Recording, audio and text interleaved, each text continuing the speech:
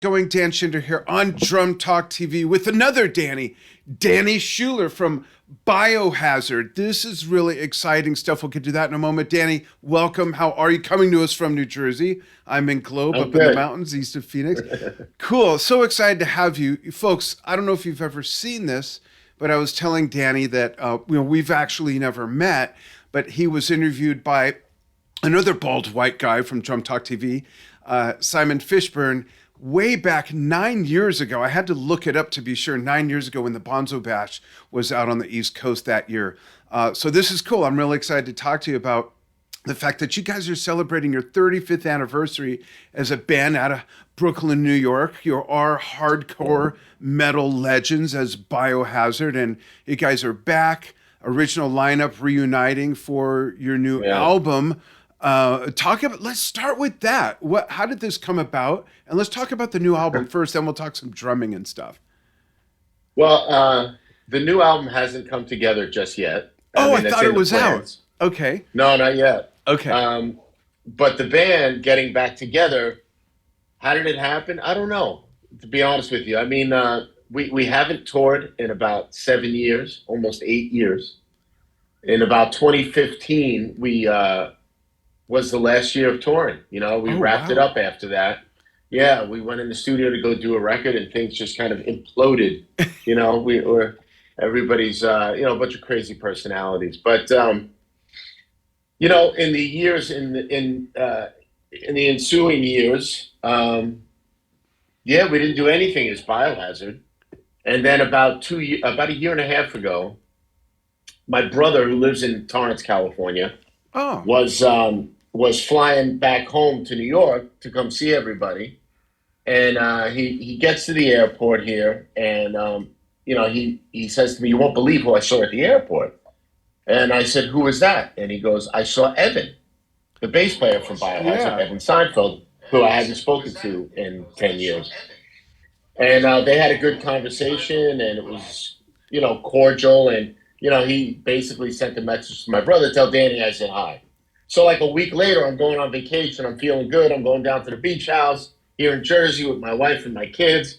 And I said to my wife, maybe I should call him, just like bury the hatchet and just, who cares anymore? Like, I don't, it's like, so like everybody, COVID, and all these people died and all this stuff. It's like, who the hell cares about like all that old stuff that made you mad? Yeah. You know what I mean?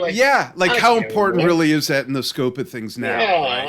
Yeah, exactly. Like, so my wife was like, "Yeah, why don't you give him a call? Don't be an asshole. Call him." Yeah. So can I curse? I'm sorry. Yeah, absolutely. No problem. All right. Good. I'll try not to. Thanks for asking. Yeah, my wife tries to remind me to wear my filter, but sometimes the dog gets a hold of it and stuff gets loose. And I want to just tell everyone, folks, when I look over here, normally I'm watching the show so I can give shout outs, look at comments. My laptop just blue screened, so I'm not sure what's going on. Yes, I am. I forgot to plug it in. So while Danny continues, I'm going to plug it in. The battery technical difficulties. Okay. But anyway, long story short, I did call him and we spoke, and we just kind of buried the hatchet. And the other guys in the band, Bobby and Billy, had been speaking, and we'd been speaking, and everybody just kind of like started talking a little bit, and then unfortunately our former manager Scott Koenig, who was out in Los Angeles, he passed away, and that was like a real moment where it was like, wow, Scott was with us from the beginning. Yeah. And he was like a fifth member of the band. And when was that, Danny? When was that Scott passed? I didn't know that. That was in like October of 21. Okay. Yeah. Yeah. Oh, you didn't know that? I'm sorry. No. I didn't know if you knew him. But yeah, I didn't know that. He'd been sick for a little while, and then he was in the hospital. He got COVID in the hospital, and it was just bad. But I got that call. And the same week, another friend of ours from a band called Dog Eat Dog, our friend Sean Kilkenny, passed away the same day as Scott. Oh, goodness. So it was like 2 phone calls, 2 brothers, 2, great close friends, like family, both passed at the same time. And it just for me, that was kind of like one of those things where it's just like, who cares about all the negative bullshit of the Yeah. band? Who cares? Right. You know, we're still here. We did great stuff together. We created something cool. You know, we should all be friends. And that was my thinking. And we all kind of felt the same way. And that's kind of was the beginning of how it started, getting the band together. That's awesome. What was it like when you guys first got in a room?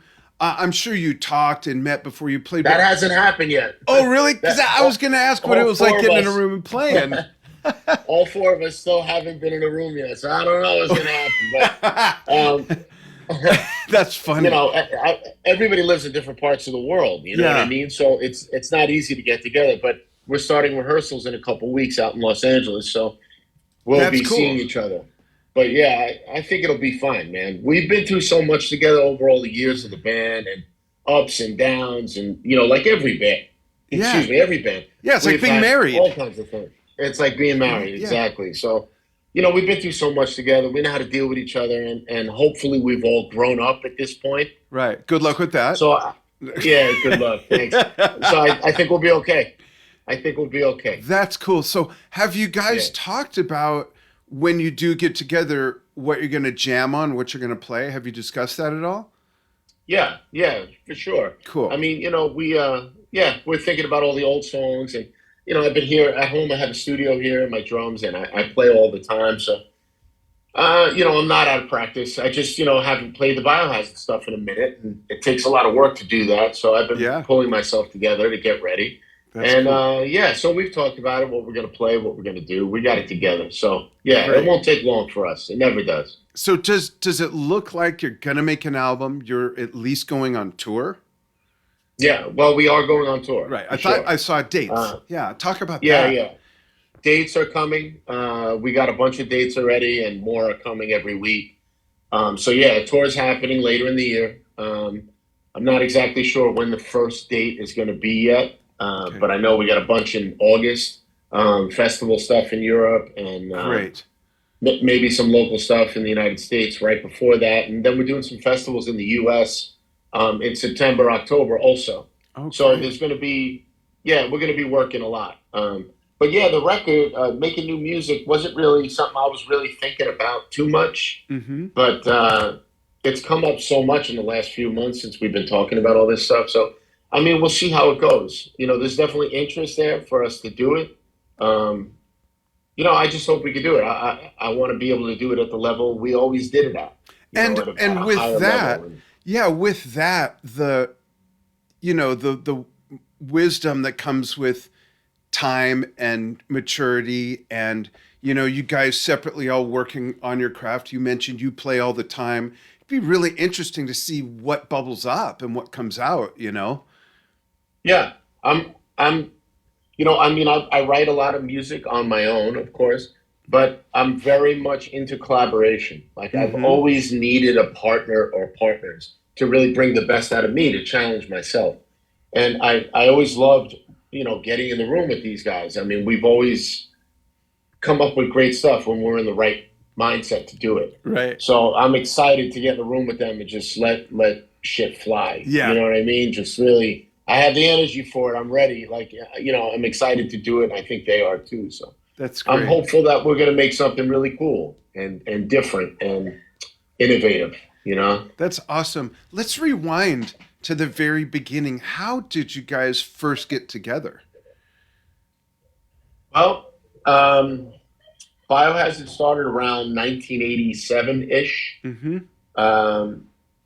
And my friend Anthony Mio was the drummer in the band before I was. He was the original drummer, Anthony Mio. I grew up with him in Brooklyn. He lived like a block and a half away from me.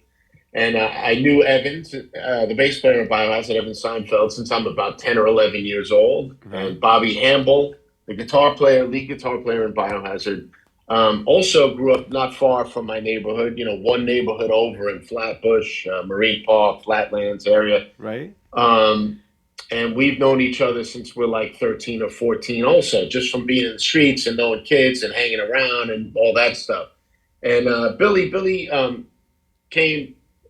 got involved. Billy Gradziadei, the singer, guitar player of Biohazard, came around a little later. But but Evan, Bobby, and myself had known each other always, and they had Anthony in the band first, Anthony Mio, and then something happened. I don't know exactly, but he left the band, and I ran into Evan at a show in the Lower East Side of Manhattan in the summer of 1989. It was, or 88, and just as a friend, hey, what's up, man? How you doing? What's going on? Hey, by the way, Anthony left the band. We need a drummer. You want to come play? And I was like, yeah, of course, love to. And I was with my girlfriend at a show, and then like 2 days later, we got together on Flatbush Avenue at the studio we used to go to, which was called Sync the Pink or Fast Lane Studios. Rest in peace, Mike Ferrara, great friend, who we lost last year, unfortunately. But yeah, we got together, and I didn't realize I was auditioning. I walked in, and they had like four other drummers, and I was like, "Oh, is this an audition? I thought we were just gonna jam." Oh, funny. Yeah, so yeah, they still haven't told me I'm in the band, so I don't know. I guess a 30-year tenure must do it. But yeah, that was it. I mean, it was like one of those things where it just came about at the right time in all of our lives, I think, because I was young. I was like 18, and I played in a bunch of bands, and I was really just looking to find the thing I wanted to do. I wasn't sure of what I wanted to do, me personally. Yeah. And they were doing what they're doing. Biohazard had already been established for a few months. They were playing some shows, but they were looking to do something different too. They needed something to change, and I came in and we started working on new stuff right away. It was like the first day I played with those guys. Bobby Hambel plugged in his guitar and he turned up the amp so loud, and it literally blew my face off. And when we started playing, and then Billy turns on his amp, and it was just like, and then Evan has like a Godzilla bass, and we started playing, and I'm sitting there playing, and my brain was rattling, like I couldn't even focus my eyes. It was so loud, and I just knew right then. I was like, yeah, this is what I want to do. This sounds good, That's awesome. And that was it. And that was back in them days in the late '80s, and we just we were very lucky to grow up in to be based in Brooklyn, New York, and there was a local club in Bensonhurst called L'Amour's. You ever heard of L'Amour's? Yeah. Kind of an infamous metal club, but everybody played there. I saw Metallica there in the beginning. I saw, I saw Guns N' Roses play there. I mean, I saw everybody. Yeah, that's so cool. Back in the day. Yeah, so it was a great place to be, and it was kind of like our neighborhood club. Yeah. So we were very lucky to have that, and we just started playing there all the time. And a lot of our friends would come down. We had a lot of friends in other bands. There was a big scene in New York, the New York hardcore scene that was kind of happening in Manhattan in the early 80s, kind of had faded towards the late 80s. And we were in Brooklyn kind of in a different scene, but related to that scene, influenced by that scene. Yeah. And L'Amour's being the neighborhood club that it was just a great place for us to go. We were so lucky.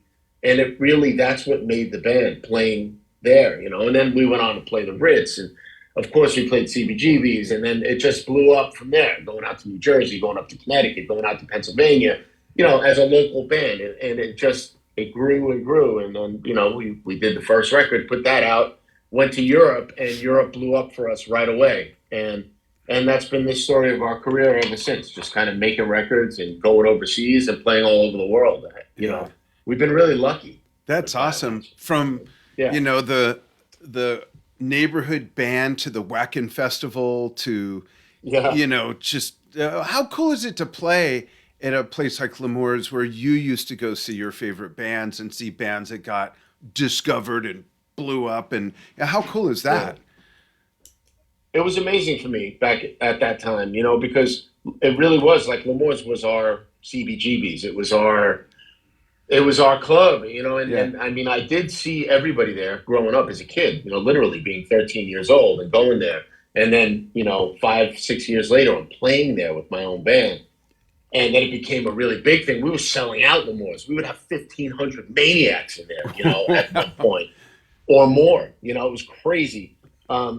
It was like a dream come true. It was amazing to just be able to do that in your neighborhood where you live. Like at the time, I literally lived a block and a half away. Like I could Oh, walk to wow. Lamore's from my front door. So you Just couldn't get wheel any your closer drums than on a that. dolly or a shopping cart. Yeah, basically that's kind of what we did. That's And funny. but it was just amazing to have that scene there where the shows were always big and it was fun. And with all our friends' bands played with us and all our friends were there in the audience. It was just like Right. such an amazing scene to have all that and be part of it. And like, I'm so glad every time I run into my old friends from that scene, it's just like, man, we all reminisce and we're just like, wow, that was an amazing time. You know, like not Yeah. everybody has that. We were so lucky, you know, That's a big really part of cool. our history. That's Yeah. cool. I can relate to that a little bit. When growing up and playing in bands, one of the bands I was in played up and down the Sunset Strip in Hollywood all the time. And out of all the places we played, Madame Wong's, the Whiskey, the Rainbow, the Troubadour, out of all the places we played, the place that was most special to me was the Troubadour because my mom and dad used to go see music there when they were dating Wow. and when they first Wow. got married. Yeah, they used to see like um, uh, Simon and Garfunkel, John Denver, Yeah. bands like that, Peter, Paul, and Mary, and they go for that sort of hippie poetry reading, spoken word with the bongo player to the side, and then I'm playing there in my stupid band. It was pretty Yeah. fun seeing That's that. awesome. Yeah. One time, quick story. One time, my dad and my uncle showed up, and I noticed them like in the very front table, and those are always reserved. And I didn't put them on the list or anything. I didn't know they were coming. So after the show, I asked my dad. I said, "What's up? How'd you get the table?" He said, "Well, when we walked in, there were a bunch of reserved signs, but your Uncle Wally just took the sign and tossed it with someone's name on it and said, 'We'll sit here.'" That was how my uncle Yeah. was. And I said, "Did you catch whose name was on there?" He said, "Yeah, David Cloverfield." I said, "David Coverdale?" He said, "Yeah." Wow. Well, that's like one of my favorite gig stories right there. It has nothing to do with That's me awesome. playing. Yeah. Yeah. So I love asking this question. Just like actors, musicians get stereotyped. Like, if he plays metal, he must only listen to metal. If she plays polka, she must only listen to polka. Who are some influences you have and bands you even still listen to, music you listen to, that people might not suspect you would be into? I love the Red Hot Chili Peppers. Oh, nice. Always have. I think they'll go I far. love. Yeah, I think they got a future. Those guys. Um, I love. Of course, you know this already, but I'm a huge Led Zeppelin fanatic, Yes. and always have been. And I'm like the kind of fan who, like, I'll go listen to like bootlegs and stuff on YouTube that I haven't heard yet, and it's like, oh, Oh, I'm sitting yeah. there listening to like John Bonham playing new licks I haven't heard him play before. I'm like, oh, Yeah. So I really still just am fanatical about Led Zeppelin, and the Bad Brains is a hardcore punk band from Washington D.C. originally from the early '80s, very early '80s, and I just listened to their first record again yesterday, and like they were always one of my favorite bands ever. And yesterday I was in the gym and I put on their first album, man. It was just, it's just one of those records that just elevates you. Yeah. It Yeah. just That's it just such a great way to changes put you. it. Yeah. Yeah, it's but yeah, I mean, I love so much music. Like I got like I that's why I love my iPhone. I love iTunes, man, because I got all my stuff in there, and it's like I have the whole Ramones catalog in there. I Oh, got wow. just as an example, I have the whole Who catalog. I have all Queen's records. I have all the Black Sabbath on there. I Oh, got nice. Cro-Mags, and I got Agnostic Front, and I got all the stuff that I love from when I'm a kid. And it's like it comes up and it sounds so good. And it's like I put my thing on shuffle, and I'm always surprised to hear what's next on my phone. And I love it. I just love it, man. And it's Yeah. like I'm just a total music nerd when it comes down to it. I go to shows all the time. I'm 53 years old. I still go to shows and Yeah. sit in the back and watch. And I'm just like, yeah, man, I love it. It's just great. Yeah. It's just like it's happy time. Music is happy time. Yeah, absolutely. My wife and I still go to shows. I love seeing guests, that I have on and people I know. And the first show we saw after all this COVID nonsense, and I'm going to be 60 in April, we still go to shows, was Styx. Todd invited us to go see Styx. And after not seeing shows for like 2.5 years, that was amazing. It was great. It was a beautiful outdoor theater in the summer out in Phoenix. It was just great to get out and do that. I don't always like being around crowds, but that was special. That was just really cool. Yeah, I'm not that comfortable with big like arena shows. Yeah. I'm fine in a club, but big arena shows freak me out a little bit too. But wow, that guy Todd is a monster drummer. Yeah. Oh, that trad grip. I don't know how the stick stays in his hand. He hits so hard with the traditional grip. Yeah. Like Stuart Copeland always smashed the snare with the traditional grip. I can't do that. Like I always try. Yeah. And I watch Todd do that guy Todd, and I'm amazed by what he does. I watch his drum videos all the time. Yeah. He's really phenomenal. Yeah, he is. He's one great. of the best. Yeah. Sometimes he's an okay guy too, but his playing's great. I don't know. I never met him. Oh, you got to meet him. He's great. Yeah. Yeah, I'm sure. Drummers are always cool. That's true. Drummers always relaxed because we beat the shit out of the drums. We get all the aggression out, and then we're chill. Yeah, right? I think also one of the biggest things I've noticed about drummers, and we just turned 10 years old a couple of weeks ago. 10 years of Drum Talk TV, and I have thanks. And I've been around drummers my whole life. I've been playing since I was almost 7, and drummers. I think what makes us different from most other musicians that are kind of the same in their own way is most drummers have a great sense of humor. Drummers are always real good about, geeking out on gear together, whereas I've seen keyboard players and guitar players cover their stuff up so you can't see what they're playing, right? The guitar player turns around for his solo so you can't, like, what the? Whereas drummers are like, let me show you how to do that, or check out this new thing I got. Hey, can I play it? Yeah, go for it. Drummers what I always say? What's that? Drummers are like dogs. You know what I mean? Like dogs get together. There might be a little scuffle, but in the end, they're just like, we're dogs. Right, exactly. And they're happy. Right? Guitar players are like cats, They're like cats. Guitar players, like exactly. I'm better than you. I'm better than you. To take it drummers always love each other. Totally. Even if, like, I heard this example recently. We have a cat and 2 dogs, and a friend of mine said, "Yeah, dogs are so." They'll love you no matter what. In fact, Philip Gelb, the maker of my amazing snare drum, Phoenix Drum Company, got to give him a plug. He says, you could lock your girlfriend or wife in a trunk for half an hour. She'll come out and knock your head off. For some reason, your dog gets locked in a trunk. Not that you do that. Maybe the wife or girlfriend, but not the dog. But let's say that just happened. You open the trunk, that thing's going to jump all over you and lick your face off. It's like unconditional. Drummers are always happy to see and get and commune with other drummers. I know of so many drummer breakfast clubs and different things like that. It's just different. Drummers get along. Yeah. Speaking of drummers getting along, you told Simon a long time ago on Drum Talk TV 9 years ago a story about you meeting Buddy Rich when you were a young kid. Will you talk about that again? We've had probably 1 million new followers in the last 9 years. You want me to tell a story? No problem. Yeah. Yeah. Well, I grew up in Brooklyn, and at a young age, I was jumping on the train and going to New York City, going to Greenwich Village, and I was really lucky because there was a lot of great record stores, and that was like the focus of my life, from like 12 years old to like 18. Was finding cool record stores and going and buying records. That's what I spent all my money on. Mm-hmm. So I used to love to go to Manhattan and go to the Lower East Side and go to record stores. Like they had the Tower Records on Broadway back then, and Sounds was on St. Mark's, and then there was some underground record stores like Rat Cage and a couple other places, and Bleecker Bob's. So me and my friends would go and buy cool records. Mm-hmm. And one day we had. My friend took his mother's car without permission. I'm not saying he stole it, but he took his mother's car without permission. He just turned 16. I think I was 15 or 14. And back then you could drive at 16 in New York City.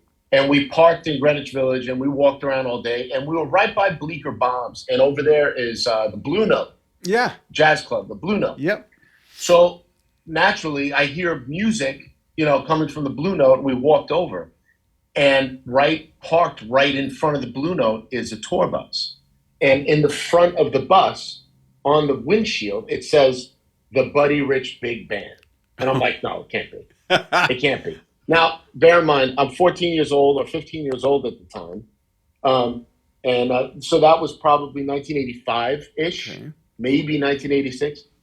I was a Buddy Rich fan from the minute I saw him. I didn't even know who he was, but I became fanatical for Buddy Rich. He was my first and biggest drum hero of all time. Wow. When I was about 8 or 9 years old, I was flicking channels, not even turning channels. Right, the TVs back I remember. Then? Yeah.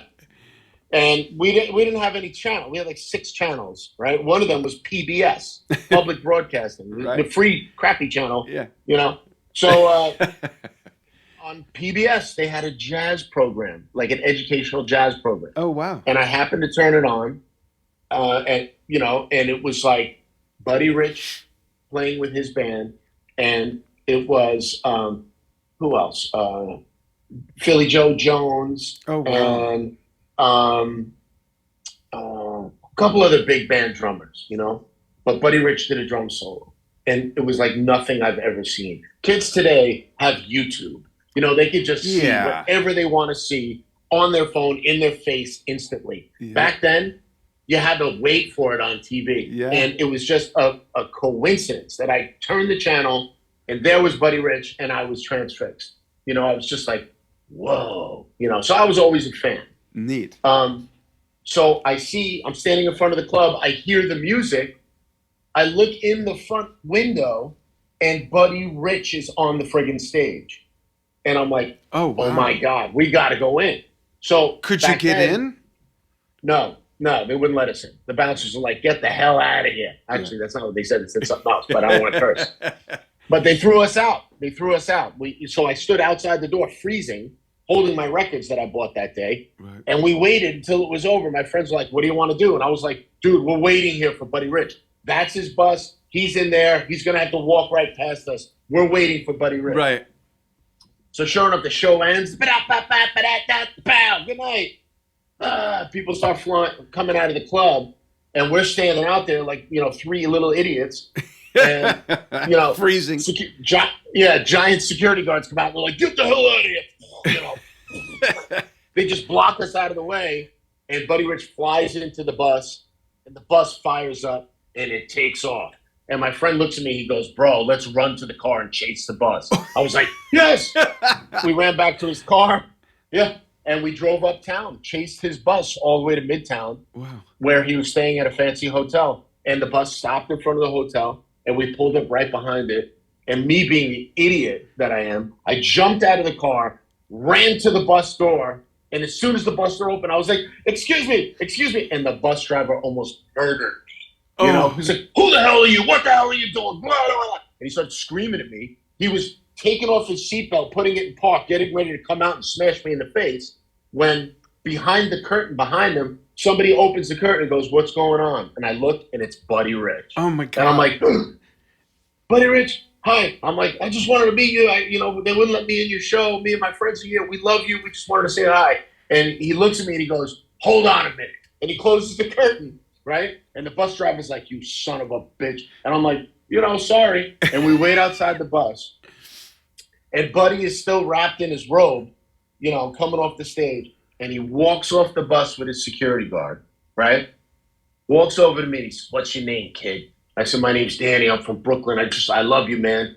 I think you're the best drummer ever. And he shook my hand. Dan, I swear to God, the man's hand felt like an iron, he had the strongest hands. Really? I'll never forget the way it felt. Yeah, I was a kid. Yeah. And I just looked up at him and he just shook my hand and he was like, it's nice to meet you. And he starts talking to me and the bus driver's like saying something to him and he tells the bus driver, go up on there and grab something for me. He gets a pair of his drumsticks from that night. Gives it to Buddy. Buddy hands it to me. He goes, here you go. And all I had with me was a book. I had like a book that I found. And he signed the book for me. You know, he gave me an autograph to Danny, Buddy Rich, best wishes and everything, and gave me a pair of his drumsticks. Wow. And he was super nice to us. You know, I've heard stories of Buddy meeting people and like, get the fuck out of here. Yeah. You know, really not being the nicest guy in the world. Right. But to me and my friends, he was so nice. And he was tired. He had a towel over his head. He had the robe on. You know, he had a security guard walking him off the bus. The man just wanted to go to sleep. Yeah. But he was really nice. And I got to shake his hand and say hello to him. And it was amazing. I wish it was now when we had these iPhones, so I would have had a picture and everything to go along with it. But yeah, but I met him, the greatest drummer of all time, man. It was a trip. Cool. That's amazing. Yeah. And now with the advent of YouTube and our iPhones and whatnot, how often do you watch Buddy Rich videos and go, what the fuck is he doing? Have you seen the videos where he does play match grip? You know, there's a few solos that we've posted where he's actually playing match grip or switches, and just it's amazing what he did. And, you know, some people say he's overrated, and I don't think there's such a thing. It's all subjective. I don't know about that. Yeah, I how could that be? You know, I understand that it's subjective, but yeah, I mean, for what he did, still, he's one of the very few drummers where I can honestly say, still nobody does what he did. Right. You know what I mean? Right.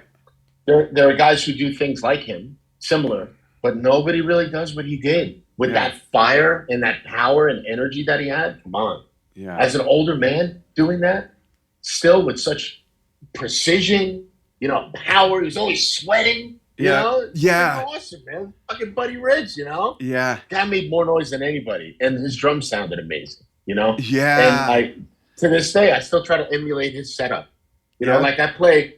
It's funny because years ago, a drummer friend of mine was watching me play, and he came over to me and he was like, bro, how do you play the snare drum like that? Because from the side, I kind of tilt the snare drum down. Really? And he was like, how do you do that? Even playing match grip?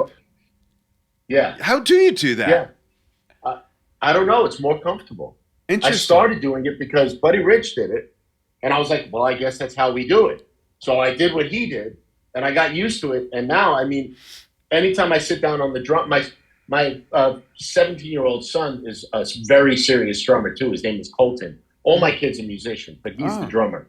And I've trained him the same way to tilt the drum a little forward, and he hits hard on the snare too. It gives us like, we're able to dig in a little more. Interesting.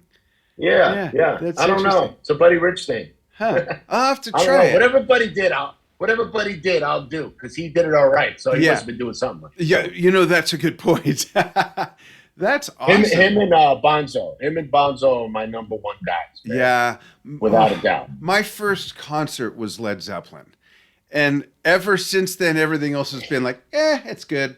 And I've seen I saw Rush 18 times. I saw Yes 20 times. I saw Deep Purple. I don't know how many. Jethro Tull, ELP. It goes on and on and on. But Led Zeppelin is still that was just incredible to see. 3.5 hours of just, you know, even the acoustic stuff. Bonzo on the tambourine was like mind blowing. Just how perfect, I can't imagine. Perfectly sloppy. All the other, well, not all the other guys, but just, you know what I mean? How loose and the improvisational stuff they did, and how he did everything different every night. He never played the same thing the same way. He never played it the same way. Never. Yeah. I have all these bootlegs I listen to of them opening with The Song Remains the Same. You know, like they were doing in the early 70s for a while. Yeah. And it's like sometimes he did that intro. It sounded like he was playing 3 bass drums. Like, what the hell? Yeah. You know, I mean, like, but every time was different. Yeah. He never did everything the same.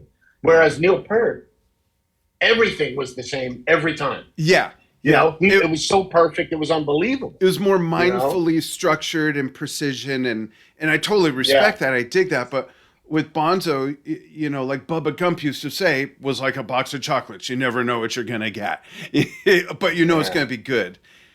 Yeah. I still love playing that stuff. Yeah. I love playing that music. Just love it. You mentioned Queen being in your catalog. I'd love for you to give a shout out for some old music that you feel was way ahead of its time. For me, in regard to Queen 2 was way ahead of its time. The production, Ogre Battle, just those songs and the way it was recorded and produced. When you think it was 1974 that came out, no one was doing anything like that then.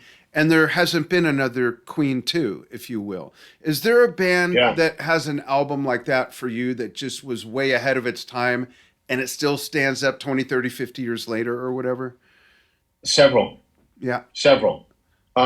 Physical Graffiti. Oh, absolutely, yeah. Also, for me, as a drummer, I literally learned how to play the drums after my friend said to me, go home and put on Rush, Exit Stage Left, and until you can play, this is my friend telling me this, until you can play La Villa Strangiato, don't talk. Don't even think you're a drummer. Until you can play La Villa Strangiato. And I remember going home like, okay, what is it? I got to find this record. Rush, Exit Stage Left, the live version of La Villa Strangiato. Yeah. I listened to it, and it became like for 6 months straight, I played along to Rush, Exit Stage Left, and learned La Villa Strangiato, the live version of it. Yeah. I learned it off of Hemispheres the year it came out because the band I was in, I was the youngest one, wanted to do it. And of that whole song, the one thing that got me was the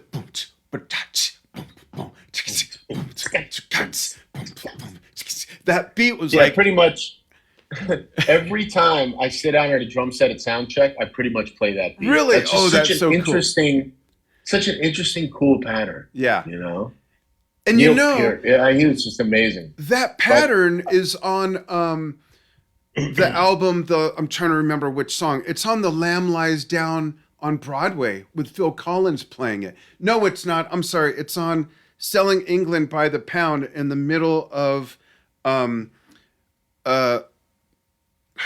Moonlit Night. It's in the middle of that song, that same beat. I think that's where Neil either subliminally got it or something. And I didn't realize that till like years and years and years later. But that was the one part of that song that was difficult. Yeah. It's a tricky one. Tricky one. Yeah. I still don't do it right. But there was that record. There was Ramones for me were big as a kid. And then like later on in life now, I've rediscovered the genius of the Ramones, simple songs with such emotional meaning, such emotional content, and just great playing, very meaningful to me. And they were a New York band who I used to see all the time. So I had the privilege of seeing, I was lucky enough to see the Ramones many times and meet them and stuff. So, when I was a kid. So that's cool. Ramones, The Who, big influence on me. I went to go see actually a double feature. Remember back in the day, the movie theaters? Yeah. Double feature. Yeah. I went to Rock and Roll High School with the Ramones, and the double feature was The Kids Are All Right. Oh, wow. That's cool. And this was at the Canarsie Movie Theater on Avenue L in Brooklyn.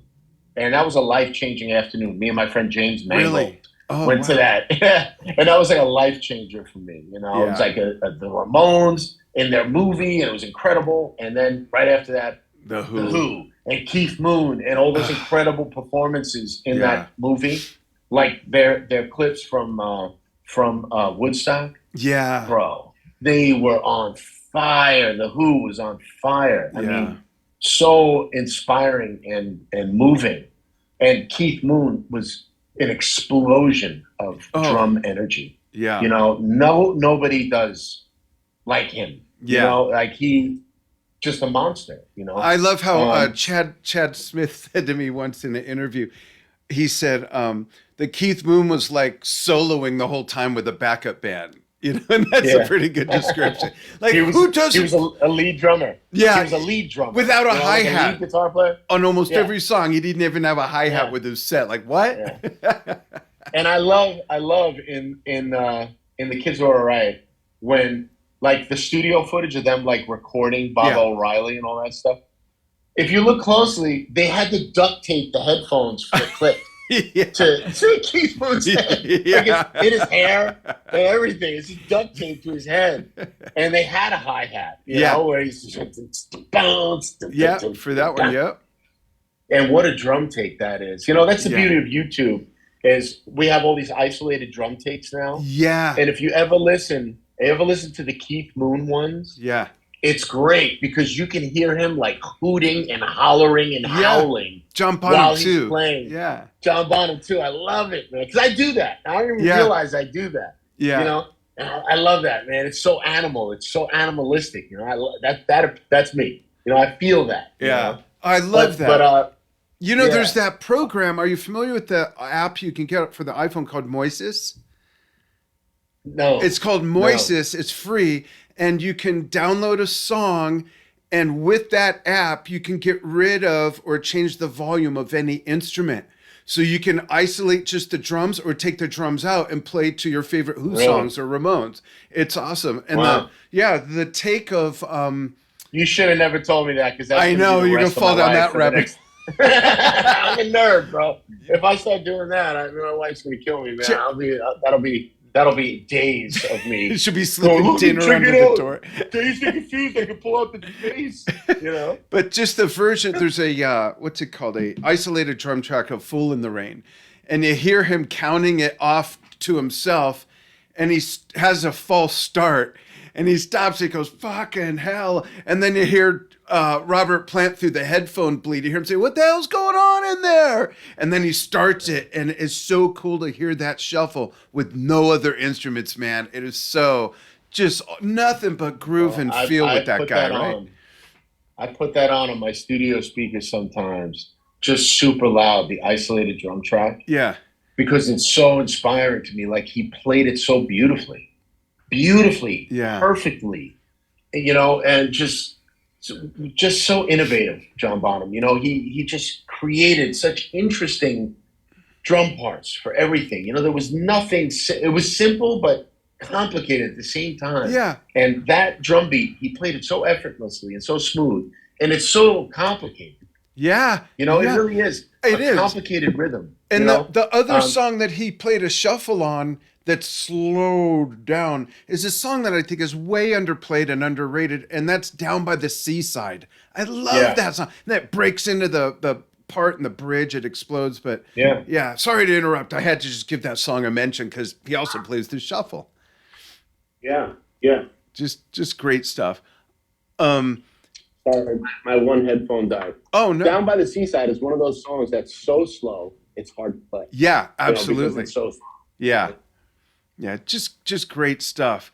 Even if you look at the song Hot Dog, and that whole just through the whole time, bum, bum, bum, dum, dum, just his timing was impeccable, and he could do the craziest improvisational solo live and go a measure and 3/4 and still come in on the beat, like the craziest stuff, and he was always right there.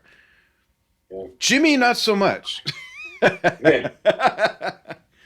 John Bonham. I mean, we could talk for hours about John Bonham and Neil Peart and Buddy Rich, no doubt. I mean, those are my guys. Yeah. I mean, as far as other influences for me, Earl Hudson was the drummer for the Bad Brains, the band I talked about earlier. And here in New York, they were a phenomenon. I mean, they were just the most incredible band you would ever see. You know, 4 black guys from Washington, D.C. with dreadlocks playing hardcore music in the late 70s, early 80s. Yeah. It's just like, what? You know, mixing hardcore with reggae. Yeah. You know, and like a bit of like jazz fusion, Mahavishnu. For good measure. You know, they were incredibly innovative and different. And Earl, the drummer, was like super technical. He was like Lenny White on steroids. He would play so fast and so technical. And I mean, he doesn't get as much recognition, I think, as he should. Yeah. But there are recordings of theirs that just, for me, are some of the most incredible drum performances ever. Oh, wow. You know, and I got to dig into that. I learned a lot. Yeah, Bad Brains. Their first record. You know, on the surface, it might just sound like a punk record, you know, but there's some stuff on there, man. You listen to the drums, he's doing some shit. That's cool. That was like 1982. He was ripping heads off, man. Just incredible, you know? Yeah, and I got to see them live 2 years ago, and they were just on a different level. That was another band that just, you know, did it for me. That's awesome. I'm going to give some shout outs to some listeners / viewers. Oh, Joshua VP in Belgium says, okay, just going to fire 2 questions and hopes to finally get an answer. Oh, let's see what he's got. Okay. So, one, I think we kind of answered this. Danny, who are some of your constant influences on drums? I'm going to guess it's Buddy Rich, Neil Peart, John Bonham. Any others you want to throw in there other than who you just said? Yeah. Well, there's Keith Moon, there's Stuart Copeland, there's Earl Hudson, and there's Louis Vito from Carnivore. There's a lot of great drummers that I love. The audio cut out, folks, but I think he said Dan Shinder too. Yeah. We've also got another question from him saying, Bill Ward from Black Sabbath. Bill Ward. Oh, yeah. Yeah. Mitchell. Yeah. Urban Discipline album. Which shell kit in the studio and snare did you use specifically?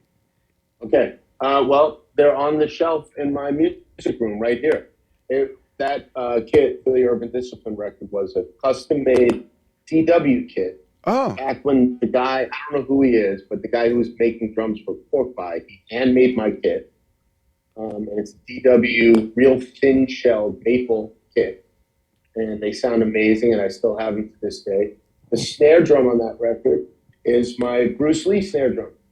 It's a pearl maple deep 6.5 by 14 free floater. Oh, wow. I love the free floater snares.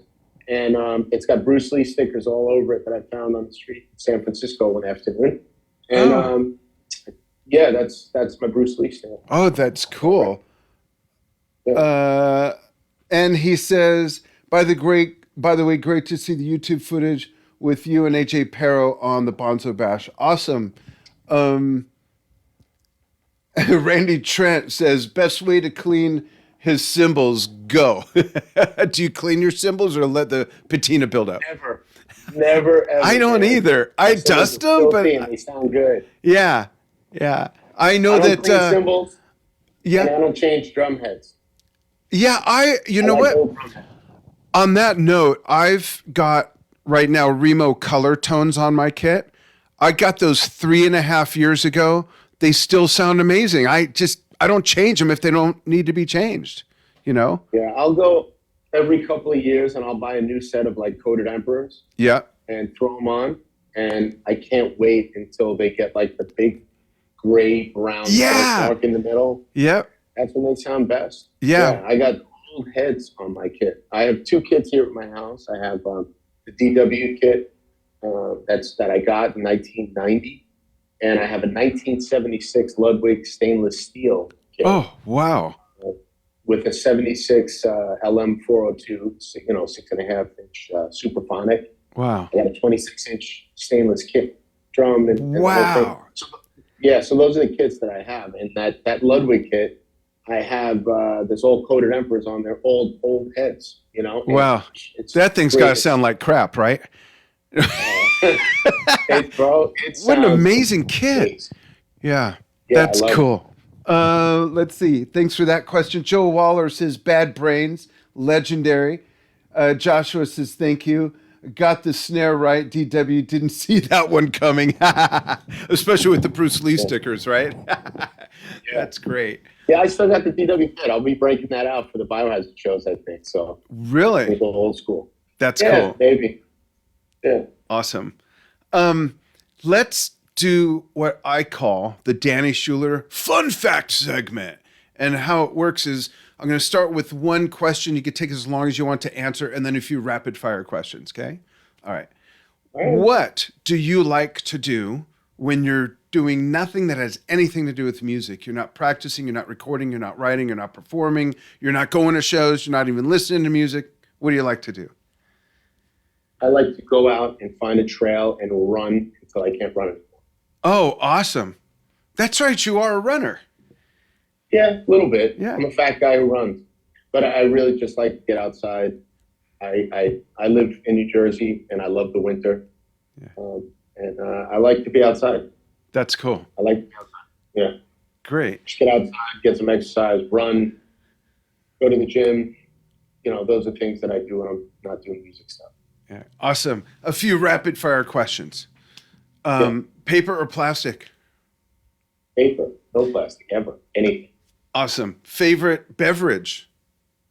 Water, coffee. Awesome. Me too. Yeah. Also awesome. Favorite meal? Hard to say. I just normal, unprocessed whole foods, whatever it is. Okay. I'm good. As Cool. long as there's no chemicals in it and no crap and nothing fake, and it's all fresh, good stuff, Yeah. I'm in. Okay. Cool. I would say, I couldn't say what my favorite meal is, but my favorite food is probably a banana.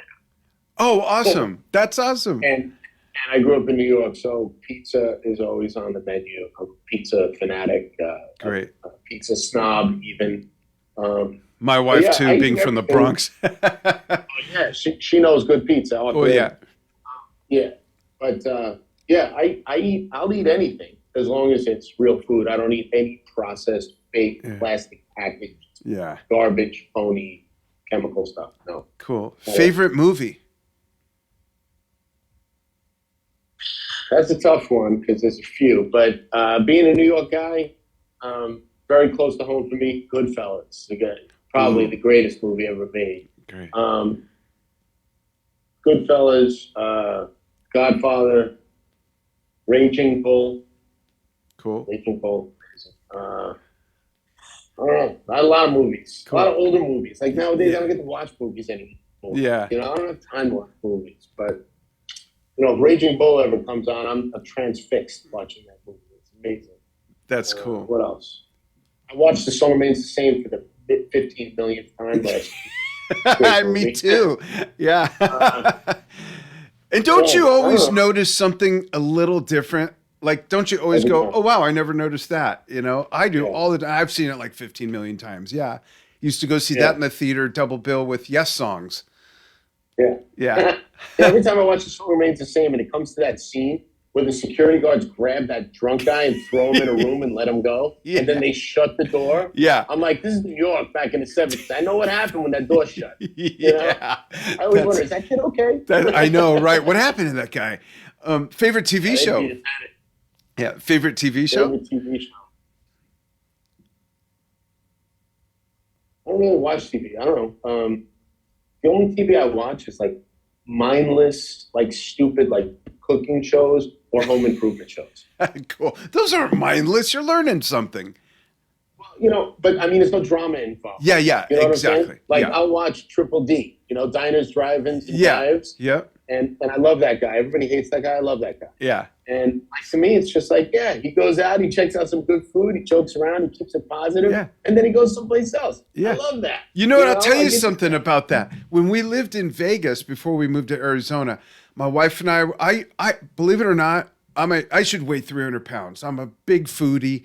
I had a cooking show on TV like 20 years ago. So I'm really into food. So we're watching his show, and he's at this Eastern European restaurant that's super funky and just real. The food was just like, what the? And then he says what it is and where it is.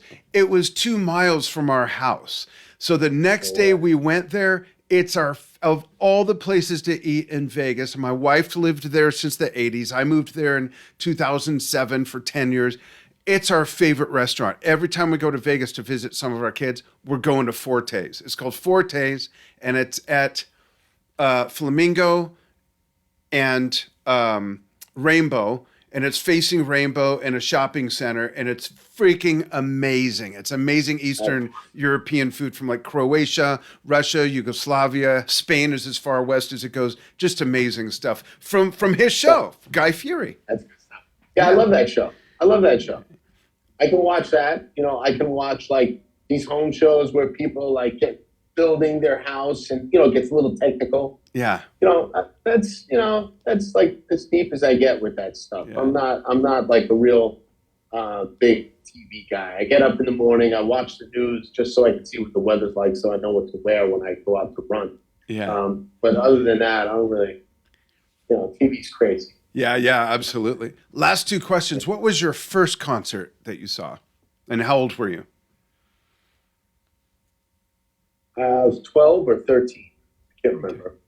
And I went to go see Iron Maiden on the Peace of Mind tour. It was 1983. Nice. Yeah, I think it was 13. I saw that tour. Yeah. At the Nassau Coliseum. Long Island, New York, with my friends. My friend Awesome. Mick Devitt, my best friend, and my friend Keith Maripodi, and my other friend Michael Rasmus. Yeah. So we Cool. went, and Fastway played, and the guitar player from Motorhead.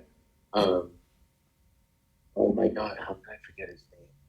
Fast Eddie Clark Yeah. was there. Yeah. Yeah, and I think we met him at that show. And and it was Iron That's Maiden. cool. What was your That was favorite concert of all time that you saw, and what was the biggest takeaway? The greatest concert I ever saw, it's a tie. Three shows, it's a tie. One is I saw a weird Ramones show in Ozone Park in Queens, Oh, wow. where they played in the middle of the afternoon in a public park in New York City. They were at a very low in their career, and Meatloaf, they opened for Meatloaf. Oh, weird. And That is Meatloaf was at the bottom of his career at the time. Oh, But that was just such a memorable, odd show. It yeah. was so great. So there's that. Van Halen, Madison Square Garden on the Jump tour. Oh, wow. Yeah, in 1984, my older brother took us. That was absolutely incredible. Van Halen. Wow. On Fire, Madison Square Garden, 1984. It was the 1984 tour. Tour. Yeah. Yeah. They were incredible. That's cool. That show, I mean, it's the greatest rock show I've ever saw. Alex greatest Van rock Halen's show. greatly underrated. Oh, amazing Alex snare is one of my sound. favorite. Yeah. I left him out of the original few, but I stole a ton of stuff from Alex Van Halen, and I'm still amazed by his playing. He's incredibly underrated and amazing drummer, one of the greats. Yeah. And best hardcore show I ever saw was the original Bad Brains. Really? In Brooklyn. I've never heard them that I know of. I've got to get some of their stuff YouTube. I'll do that too. But when I like a band, I buy their stuff. I think that's important. Yeah. I buy all this stuff. Yeah. That's cool. Awesome. So you're getting ready to go out on the road this year with Billy, Bobby, and Evan. That's going to be epic. I hope you come out to the Phoenix area or even Vegas area. We'll go out and visit the kids, or maybe tell them we're there, and come see you guys. I would love to see you perform live. My headphones died. No worries. This sounds really good, actually. Okay, hold on a second. Okay. Did that one charge up? Okay. I can hear you. Can you hear me now? Yeah. Yep. I can still hear you. Hey, can you hear me? Yep. Yeah. All right, good. Yeah. Okay. I cool. can't really hear you because my headphones just died. Oh, damn. Well, put me on speaker or something. Yeah, I'm trying to do that. Hold on, let me just fix this. No worries. I'm going to look at the list here on there. Yeah, Steven Shinder, my son who's running the back end, put the name of my cooking show in there. It was called Chew on This. And Chuck Fitzgerald says, love your drumming, Danny. Cool. You can hear me? Yeah? How about now? Can you hear me? No. How about now? Yeah? I hear you. Yeah. Oh, there we go. Okay, cool. Good. And we've got 2 minutes left too. Awesome. So just to relay to you to make sure you heard it, Chuck Fitzgerald says, love your drumming, Danny, with 9 exclamation points. My son gave me a shout out with my cooking show name, Chew on This. Thanks, Steve. And Chew on This. Yeah. Hang on the line with me after we say goodbye to the audience. And folks, thank you so much for following what we do. Thank you so much for joining Danny Schuler and myself here on, I almost said Chew on This, here on Drum Talk TV. Maybe Danny and I have a cooking show together someday. Oh, one more question. Pizza or calzones? Pizza all day. There you go. Better. All right. Now you know, folks. Thanks so much for joining us. We'll see you again soon. Actually, if you're watching this live or see this today, the 21st, Sunday, tomorrow at 11 a.m. Pacific, it's Under the Influence, our original series with Lou Calderola and myself. And being that it's the beginning of the year, we're going to play and give homage to some of our favorite drum intros to songs. Thanks, folks. See you soon.